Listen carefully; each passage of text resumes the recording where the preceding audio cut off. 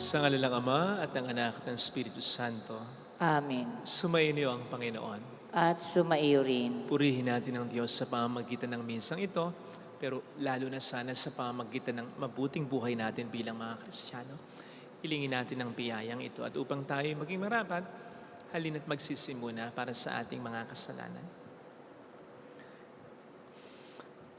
Tayo pong lahat, inaamin ko sa makapangyarihang Diyos At sa inyo, mga kapatid, na lubha akong nagkasala sa isip, sa salita at sa gawa, at sa aking pagkukulang. Kaya sinasamo ko sa mahal na Birheng Maria, sa lahat ng mga anghel at mga banal, at sa inyo, mga kapatid, na ako'y panalangin sa Panginoong ating Diyos. Kaawaan tayo na mapagmahal na Diyos, patawarin sa ating mga sala, at patnubayan hanggang sa buhay na walang hanggan. Amen. Panginoon, kaawaan mo kami. Panginoon, kaawaan mo kami. Kristo, kaawaan mo kami. Kristo, kaawaan mo kami. Panginoon, kaawaan mo kami. Panginoon, kaawaan mo kami. Yumuko tayo, maaaring ibulong sa Panginoon ngayon ang ating mga intensyon. Pagdasal natin ang mga OFW nating mga kamag-anak at kababayan. Manalangin tayo. Ama naming makapangyarihan, patawarin mo ang aming mga utang, sapagkat kami hindi makapapayad ng lubusan, kahit makaligtas nawa kaming tanan, pakundangan sa pagdalangin ng mahal na Birheng Ina ng Diyos, para sa aming kabutihan, sa pamamagitan ni Jesucristo, kasama ang Espiritu Santo, magpasa walang hanggan. Amen. Ang salita ng Diyos mula sa unang sulat ni Apostol San Juan. Mga anak, huwag kayong padaya kanino man. Ang sino mang gumagawa ng matuwid ay matuwid, katulad ni Kristo.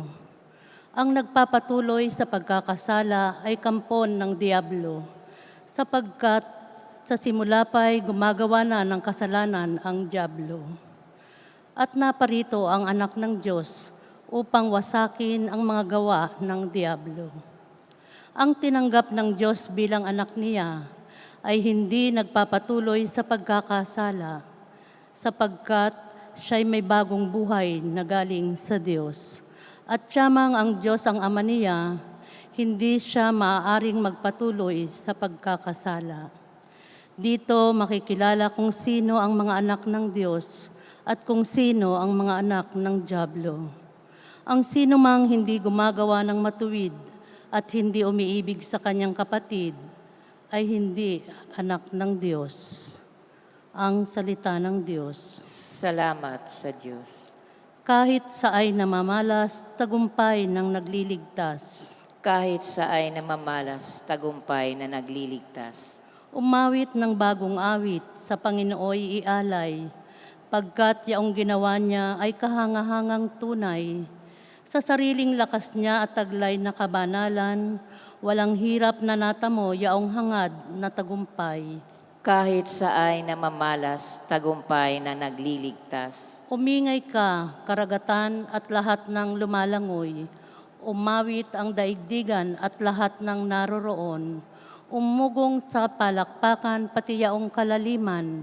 Umawit ding nagagalak ang lahat ng kabundukan. Kahit sa ay namamalas, tagumpay na nagliligtas. Pagkat siya'y dumarating maghahari sa daigdig, taglay niya'y katarungan at paghatol na matuwid. Kahit sa ay namamalas, tagumpay na nagliligtas.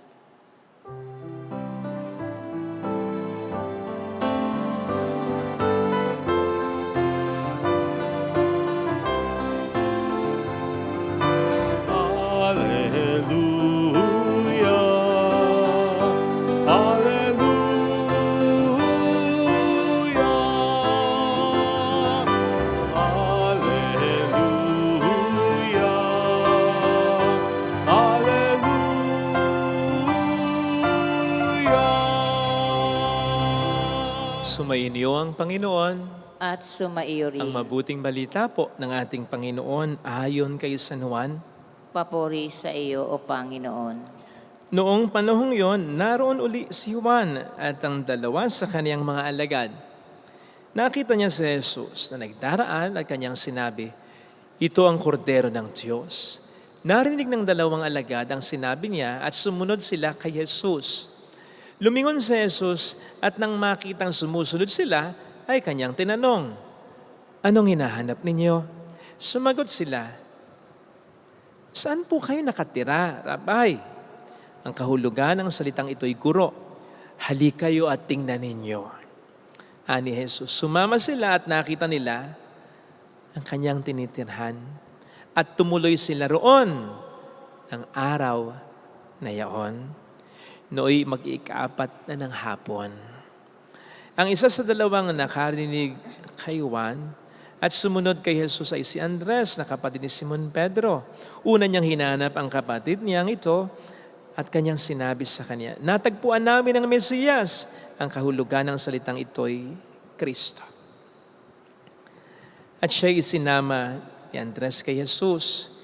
Tiningnan ni Jesus si Simon at sinabi sa kanya, "Ikaw si Simon na anak ni Juan. Ang ipapangalan ko sa iyo, Cephas." Ang katumbas ng ngalang ito'y Pedro. Mga kapatid, ang mabuting balita po ng ating Panginoon. Pinupuri ka namin, Panginoong Heso Kristo. Welcome sa Our Lady of La Salette Quasay Parish kung saan ayos lang umiyak. Samahan tayo ng mahal na ina sa pag-iyak at sa pagdarasal upang maging maayos ang lahat. Walang duda na ang Pasko ang isa sa pinakamahalaga at pinakamasayang pagdiriwang sa taon.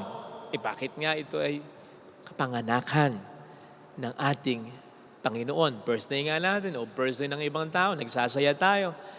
Kapananganakan pa ba niya?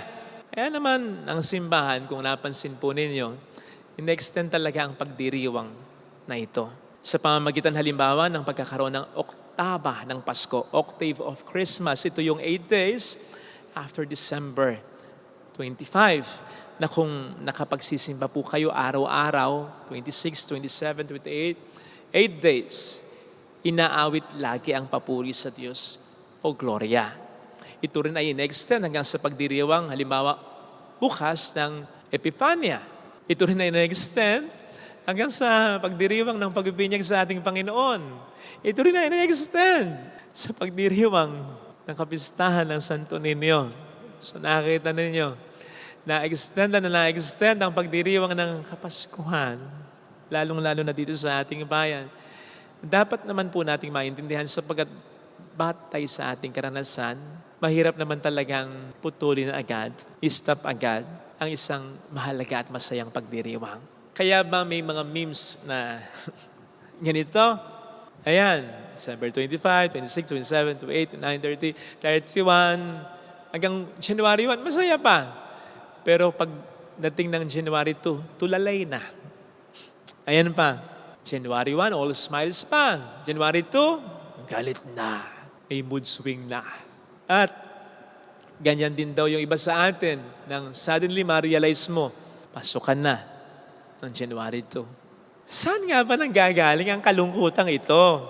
Dahil ba, pasukan na naman, trabaho na naman, kanya-kanyang buhay na naman, financially, ubos ka na naman, back to reality na naman. Bakit? Tungkol ba saan ang Pasko? Narinig po natin sa ating binasang Ebanghelyo ang curiosity, yung hatak sa dalawang disipulo ni San Juan patungkol kay Kristo. Na nang ituro siya ni San Juan, sumunod na sila agad eh. At ang kanilang tanong, saan po kayo nakatira? Siya naman sagot ni Kristo, "Come and see." And then when they saw His place, they stayed there with Him. Nanatili sila roon. Hindi sinabi ni Andres at ng kasama pa niyang disipulo, "Okay, dito ka ba nakatira? Basta kami. Thank you. See you again." No. Nanatili sila roon. Bakit? Dahil sa lugar? Maraming pagkain ba? Marami kayang inumin? Marami kayang mga kasama doon sa Jesus? Maganda kaya yung bahay ni Jesus? Pwedeng mag-staycation? I don't think so. Sapagkat, yung nga sinasabi mismo ng ating Panginoon sa Mateo 8:10, wala nga man lang mapagpahingahan ang anak ng tao. Hindi naman mayaman si Kristo. So it wasn't the place, it was Jesus. Kaya naman, yun din ang naging bentahe ni Kristo para kay Andres, na tinawag pa kanyang kapatid. Di naman sinabi ni Andres kay Pedro, "Ika, ganda ng place niya. Ganda. May jacuzzi. Daming pagkain. Bumabaha ng alak. Doon muna tayo. Relax muna." Hindi. Hindi ito patungkol sa lugar. Ito patungkol kay Kristo. Parang alingaw-ngaw yung mangyayari sa dalawang disipulo puntang Emmaus. Were not our hearts burning? Parang nagliliyab. Nandun ang fire sa ating puso nang kausap natin siya. Si Jesus yun. So it wasn't the place. It was Jesus. Si Jesus ang tunay na diwa ng Pasko. Kung hindi natin makita o nakita ito, malulungkot nga tayo. Pero kung naranasan talaga natin si Kristo, lalo na ngayon nagdaang Pasko, nakapangumpisal tayo, na-inspire tayo, na-move tayo ng pagdiriwang ng Pasko, hindi ito basta-basta mawawala. Dadalhin natin ito. We will stay with Jesus sa tunay na diwa ng Pasko. Naalala ko tuloy yung pelikulang The Grinch ba yun? Yan ang kanyang itsura. Para siyang monster. Na-hate niya ang Christmas celebration. And so he took it upon himself as a mission na sirain ang Christmas celebration. Nagdamit siya ng parang Santa at nag-sneak in siya sa mga bahay-bahay. Doon siya pumapasok sa chimney. But not to give presents, para hindi magbigay ng regalo, kundi para nakawin, alisin sa mga bahay-bahay. Anything that will remind someone of Christmas. Yung mga decorations, yung mga Christmas trees, lights, socks, reindeers, yung mga gifts. Alisin niya yun. At nung nandun na nga siya sa isang liblib na lugar, from afar kitang-kita niya yung mga bahay, bleak, bare, lalo mga Christmas lights. Tuntua siya. Kasi feeling niya naging successful yung mission niya. Nakapalungkot na niya. Sila, ang Pasko ay sira na niya sa loob-loob niya. Ngayon nung i-dispatch niya o sisirain na niya yung mga Christmas decors na kuha niya, bigla niyang narinig yung mga tao kumakanta ng mga awiting pamasko. So galit na galit siya. Parang nasabi niya, "Ano ba? Kinuha ko na ang lahat ng mga Christmas decors ninyo. Sinira ko na ang Pasko. Bakit masaya pa rin kayo?" Until he realized that Christmas is not something that comes from the store, but something that is stored in man's heart. No wonder we speak of the spirit of Christmas. Diba? Spirito o diwa ng Pasko. So ang Pasko hindi tungkol sa material na bagay. Sapagkat yung mga material na bagay na yan, ililigpit natin yan. Yung aginaldo mo, ma-spend mo yan, maubos yan. Yung mga kasama mo, mag-iwa-hiwalay na naman kayo. Manibago na naman sitwasyon, na nagbabago-bago. As day goes on, hindi tungkol doon ng Pasko, hindi ito material. Ang espiritu ng Pasko ay ang Diyos na si Kristo. Ang kanyang pangako, ang kanyang pagpapatawad, ang kanyang pagmamahal, na kung dadalhin natin sa ating puso, tulad ng mahalay na nagluwal lamang kay Kristo, pero nanatili ang espiritu, ang diwa ni Kristo sa kanyang puso, araw-araw magiging Pasko. O hindi ba yun ang last lyrics ng kanta ni Jose Marichan? "And may the spirit of Christmas be always in our hearts." Mali nga po yung notion natin na sinasabi natin, back to reality na naman. Back to reality? Ito ba yung realidad ng buhay? Pabago-bago ang buhay na ito. Ngayon masaya ka, mamaya malungkot ka na. Ngayon meron ka, mamaya wala ka na. Ano man ang ine-enjoy natin ngayon, pwedeng mawala ito pagdating ng panahon. Ito ba yung realidad ng buhay? Hindi kaya mas magandang maging notion natin yung realidad na mahal tayo ng Diyos? Na nangako ang Diyos ng mga mabuting bagay para sa atin? Na hindi tayo pababayaan ng Diyos? Na hindi tayo kalilimutan, iiwan ng Diyos? Hindi ba po pwedeng ito ang maging realidad para sa atin? Na kapag tayo nakararanas sa mga pagdurusa at paghihirap ay balik-balikan natin? Back to reality. Yung realidad na mahal ako ng Diyos. Hindi yung sila sabi sa akin ng Diablo na walang mangyayaring maganda sa akin. Hanggang dito na lang ang buhay ko. Na mapapahamak ako at ang pamilya ko. Hindi yun ang realidad. Pag sinabi sanang back to reality, doon tayo sa realidad na mahal tayo ng Diyos. Ang hirap sa atin, hindi ang espiritu, hindi ang spirit ng Christmas. Ang iniimbak natin, ang dinadala natin sa puso natin kundi espiritu ng lungkot, ng pag-aalala, ng galit, ng takot. Maliwanag ang sinabi sa atin ni San Pablo sa kaniyang sulat kay Timoteo, sapagkat binigyan kayo ng Diyos, hindi ng espiritu, ng kaduwagan, kundi ng kapangyarihan, ng pagmamahal, ng pagpipigil sa sarili. Para mo sinasabi ni San Pablo sa kanyang sulat na yan, hindi naman yan ang espiritu ng Pasko eh. Bakit yan ang dinadala-dala ninyo? Si Kristo ang may birthday, pero kayo ang niregaluhan ng espiritu ng Pasko, ng kanyang pagmamahal, ng kanyang awa, ng kanyang pangako na hindi kayo pababayaan. Bakit hindi nyo dinala-dala yan? Bakit pinalitan nyo ng espiritu, ng takot, ng pag-aalala, ng lungkot, ng galit, ng kung ano-ano pa? Kung natatakot man tayo, kung nalulungkot man tayo ngayon, kung napapagod na naman tayo ngayon, kung nawawalan tayo ng gana o pag-asa ngayon, nasa sa atin ang mali dahil kakaibang espiritu ang dinadala natin sa ating puso. Nasa sa atin ang mali, nasa sa atin ang pagkukulang. Kaya sana, mga kapatid, katulad ng ginawa sana ng mga alagad sa ating Ebanghelyong napakinggan, let us stay with Jesus. Manatili tayo kay Jesus. Sapagkat siya ay hindi naman umaalis. Hindi naman siya lumalayo sa atin. Tayo ang lumalayo sa Kanya. Manatili tayo sa pagmamahal niya para araw-araw maging realidad ng Pasko talaga. Sana ang hiling nating biyaya sa banal na misa. Ilagay natin ang ating kanang kamay sa tapat ng ating puso.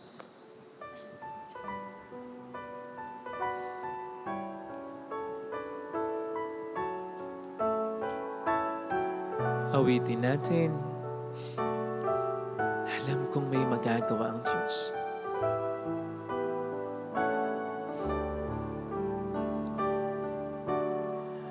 Alam kong may magagawa ang Diyos.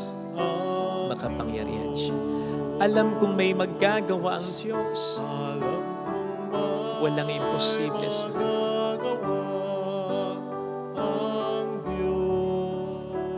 Kung ako'y magtatapat, sa Kaniya'y maglilingkod, alam kong may magagawa ang Diyos.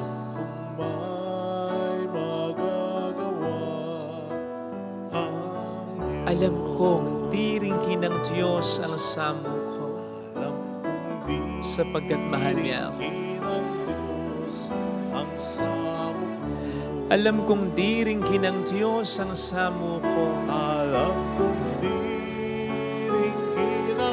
sapagkat alam niya ang pinagdaraanan ko. Kung ako'y magtatapat, sa Kaniya'y maglilingkod, alam kong diringin ng Diyos ang samo ko. Pikit natin ang ating mga mata. Panginoon, hawak ko ngayon ang tapat ng puso ko. Kung kaya ko lang pong alisin yung mga negatibong bagay dito. Yung galit ko, yung hinanakit ko, lalong-lalo na yung takot ko, yung mga pag-aalala ko. Alisin ko sapagkat alam kong pinahirapan ako nito at ang nagiging epekto sa atin at sa akin, humihina talaga yung pananampalataya ko. Sorry. Hindi nga pala ito ang pinabaon mo sa akin na diwa ng Pasko. Yung diwa ng Pasko na buhay mo ay naibigay mo sa akin na pinakamagandang regalo. Yung diwa na ako'y sinasamahan mo sa paghihirap ko. Yung diwa na lahat gagawin mo para sa kabutihan ko. Yun ang dapat kong baunin sa puso ko. Tulungan mo ko, Panginoon, na gawin ito. Hallelujah! Purihin ng Diyos. Hallelujah! Hindi ba sa nagkatawang ang taong Diyos para iwan ka na? Hindi siya ganon. Nagkatawang tao nga siya para manatili sa atin. Manatili tayo sa Kanya. Mayroong magandang mangyayari sa'yo. Hindi mo napansin? Kahit tayo nagkakasala, nandoon ang hatak pabalik sa Kanya. Kasi hindi talaga siya umaalis. Hindi talaga siya lumalayo. Tayo ang lumalayo. Tinatapon natin ang ating sarili. Nagpapakalugmok tayo sa pagkakasala. Nawawalan tayo ng tiwala sa Diyos. Umayos ka. Mayroong magandang mangyayari sa iyo. Hanggat may Diyos na nagmamahal sa iyo na hindi naman mawawala, panatag mo ang kalooban mo kung lalapit ka kay Jesus. Brings that spirit of Christmas always in our hearts. Mayroong magandang mangyayari sa iyo. Huwag mong idepende ang Pasko sa mga dekorasyon. Hindi ito basta nangyari sa isang yugto ng panahon at natapos na doon. Hindi, sapagkat ang Diyos ay Alpha ng Omega. Malawak ang pagliligtas niya at sakop na sakop ka. Papuri sa Ama at sa Anak sa Espiritu Santo. Kapara ng sa unang-una, ngayon, magpakailanman, magpasawalang hanggang. Amen. Pag-aalay.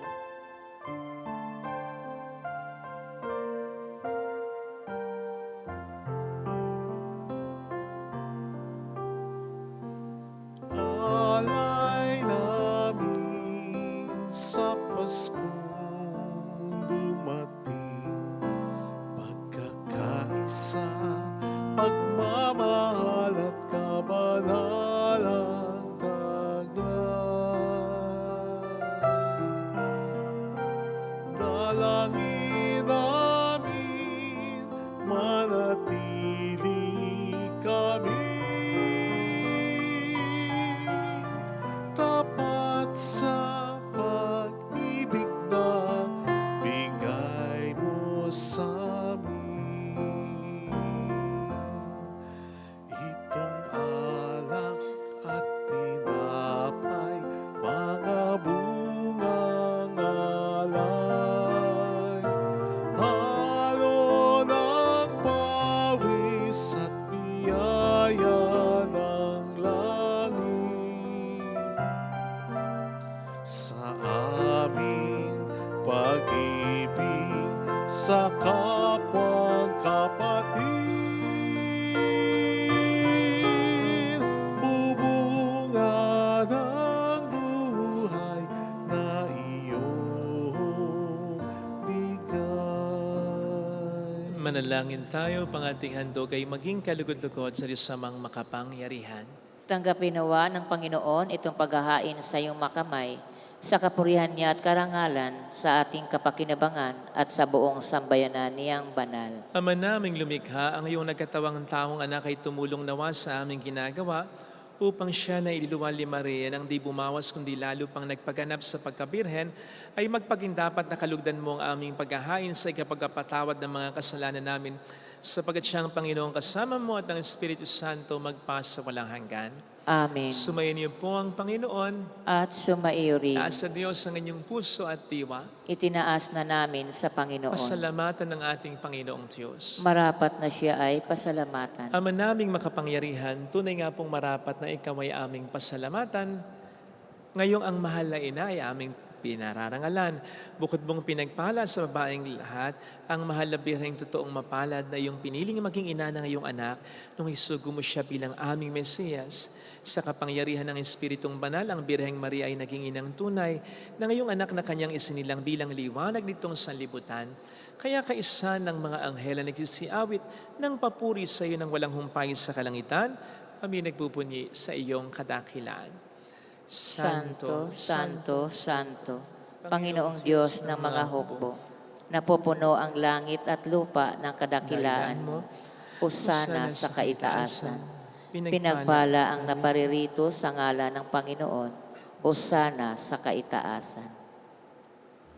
Ama naming banal, ikaw po ang bukal ng tanang kabanalan.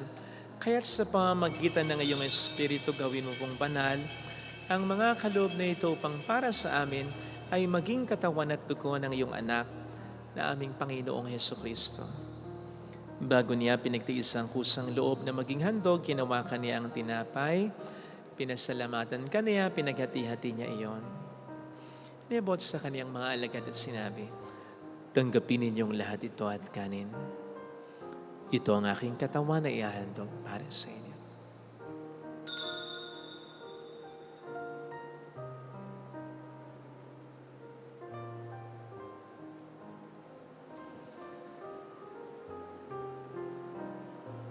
Gayun din naman nang matapos ang hapunan, hinawakan niya ang kalis, muli kaniyang pinasalamatan.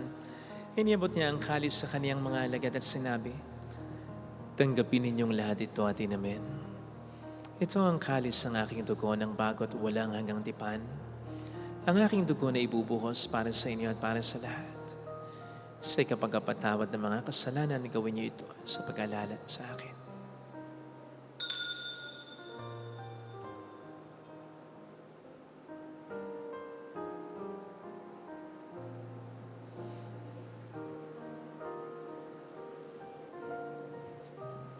Ipagbunyi natin ang misteryo ng ating pananampalataya. Si Kristo'y namatay, si Kristo'y nabuhay, si Kristo'y babalik sa wakas ng panahon. Ama, ginagawa namin ngayon ang pag-alaala sa pagkamatay at muling pagkabuhay ng iyong anak.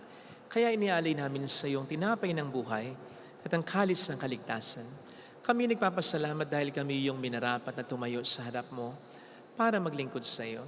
Sinasamo namin kami na magsasalo sa katawan at dugo ni Kristo ay mabuklod sa pagkakaisa sa pamamagitan ng Espiritu Santo. Ama, lingapin mo ang iyong simbahang laganap sa buong daigdig. Puspusin mo kami sa pag-ibig. Kay San Francisco na aming Papa, ni Dennis na aming Obispo at ang Tanang Kaparian. Alalahanin mo mga kapatid naming nahimlay nang may pag-asang sila'y muling mabubuhay, lalo na pong aming mga ipagdarasal. Saglit nating pagdasal ang ating mga minamahal na yumaw. Kaawaan mo sila at patuloyin sa iyong kaliwanagan. Kaawaan mo at pagingtapatin kaming lahat na makasalo sa iyong buhay na walang wakas. Kaysa ang mahal na Birhen ng Lasalet, ang ina ng Diyos, isanusay ang kabiyak ng kanyang puso lahat ng mga banal na namuhay dito sa daigdig ng kalugod-lugod sa iyo. May pagdiwang naman namin ang pagupuri sa ikararangal mo sa pamamagitan ng iyong anak na aming Panginoong Hesukristo.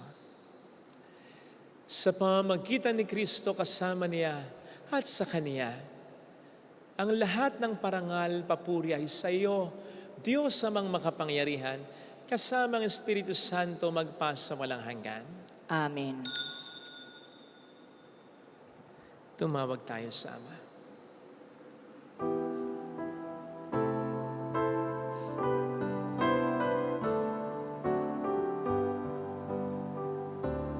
Ama namin, sumasalangit ka, sambahin ang ngalan mo, mapasamin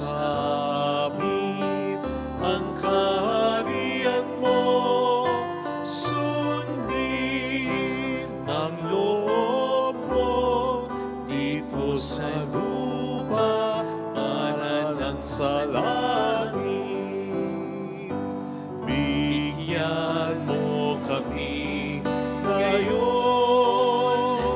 ng aming kakanin sa araw-araw.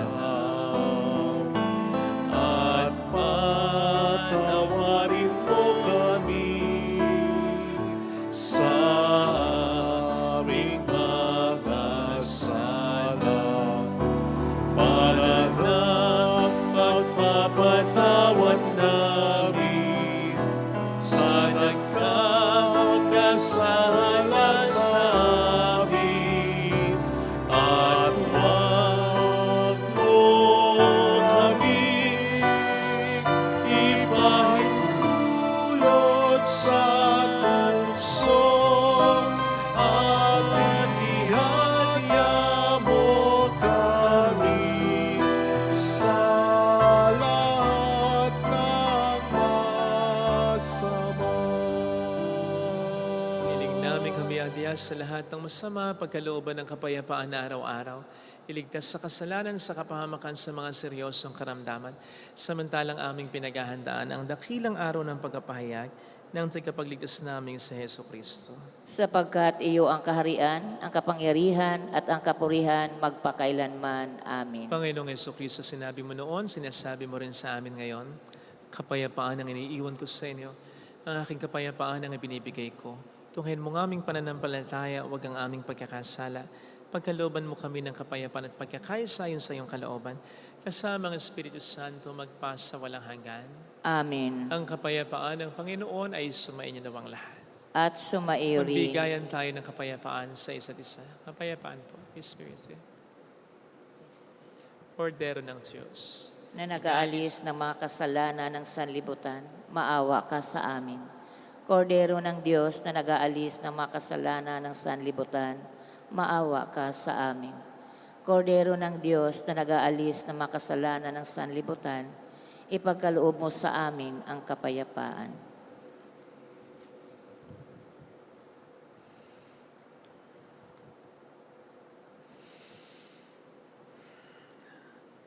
Narito sa harap natin ng Panginoon ang ating buhay at kaligtasan, mapapalad tayong inaanyayahan. Panginoon, hindi ako karapat-dapat na magpatuloy sa iyo, ngunit sa isang salita mo lamang ay gagaling na ako.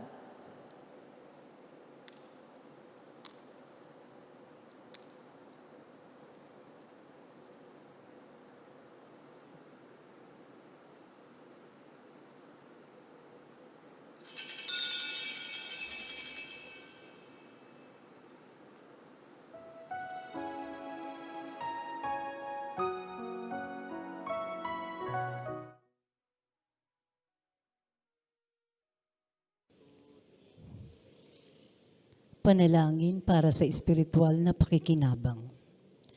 Panginoong Hesus, ako ay naniniwala na ikaw ay nasa kabanal-banalang sakramento. Iniibig kita ng higit sa lahat at ninanasa kong tanggapin ka sa aking kaluluwa. Sapagkat sa mga sandaling ito, hindi kita matatanggap sa sakramento. Tumuloy ka sa espiritu sa aking puso. Niyayakap kita na parabang naririto ka na. Inaalay ko ng buong buo ang aking sarili sa iyo. Huwag mong hayaang mawalay ako sa iyo. Amen.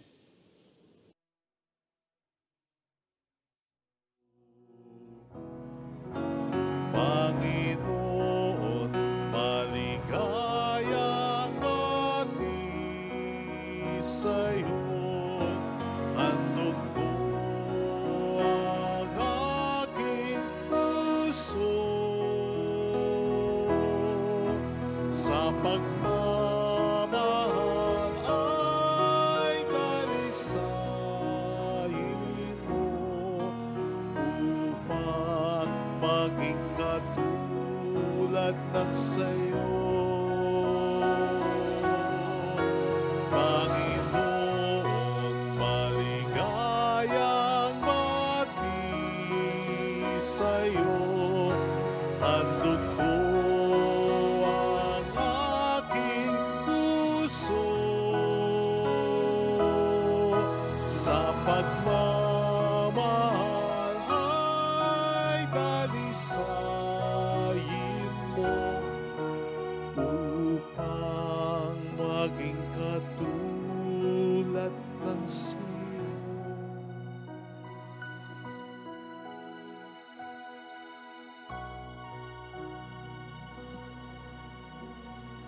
Manalangin tayo. Ama naming mapagmahal, sa pagkasalo namin sa banal na pakikinabang, ang iyong kagandahang loob ay aming hinihiling upang ang pagkaparangal namin sa mahal na birhen at pagtulad namin sa Kanya ay magpagindapat na aming paglingkuran ng pagganap sa kaloob mong kaligtasan. Sa pamamagitan ni Jesucristo, kasama ang Espiritu Santo magpas sa walang hanggan. Amen. Holy God, Holy Mighty One, Holy Immortal One. Have mercy on us and on the whole world. Holy God, Holy Mighty One, Holy Immortal One. Have mercy on us and on the whole world. Holy God, Holy Mighty One, Holy Immortal One. Have mercy on us and on the whole world. Jesus, King of Mercy, We trust in you. alalahanin, Alalahanin, o mahal na Birhen ng Lazaret, ina ng pag-asa, ikaw ang nagpaalala sa aming magbalik loob sa Ama. Ito ang nagpapatunay na ang kagandahang loob mo'y nanatiling busilak. Sa pag-aaruga mo sa amin, tungkulin mo'y tinupad. Sa paanan ni Kristo, itinuring mo kaming mga tunay mong anak. Kaya ninais mong ni Isay huwag mapahamak. Maging sa iyong walang tigil na pananalangin, pati luhay pumatak. Huwag namang mawala ng saysay ang iyong paghihirap. Hiling nawa namin sa iyo, o aming inang liyag, na matapos ang pakikibaka namin sa mundong ito, at sa pananatili naming tapat kay Kristo, sa kapurihan mo'y makibahagi kaming ganap, upang kung nasaan ka ngayon, ay maparoon din kaming lahat. at ang kaganapan ng kaluwalhatian ng Diyos Amay tuluyang matupad siya nawa. Mahal na Birhen ng Lasal at tagapagkasundo ng mga makasalanan. Ipanalangin mong walang patid kaming mga dumudulog sa iyo. Maraming salamat po sa inyong pakikisa at sa inyong mga tinutulong sa simbahang ito na nagiging dahilan para makatulong din tayo ng marami sa iba. Salamat po. Salamat po. Salamat. Sumayin niyo ang Panginoon. At sumaiyo rin. Palayan kayo kasama ng ating pamilya na mapagmahal na Diyos, ng Ama at ng Anak, ng Espiritu Santo. Amen. Mayo tayo sa kapayapaan ni Kristo. Salamat sa Diyos. Salamat din po.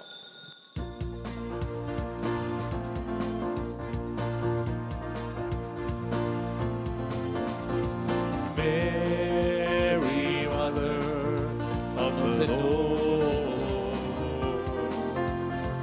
Here's the prayer we sing to you. Let your tears sip in our minds and hearts as once they fell at Nazareth. Tell your people how to live again. Tell your people how to sing again. Tell your people how to dance again. Tell your people how to pray again. Mary, Mother of the Lord, here's the prayer we sing to you. Let your tears sip in our minds and hearts as once they fell at Nazareth.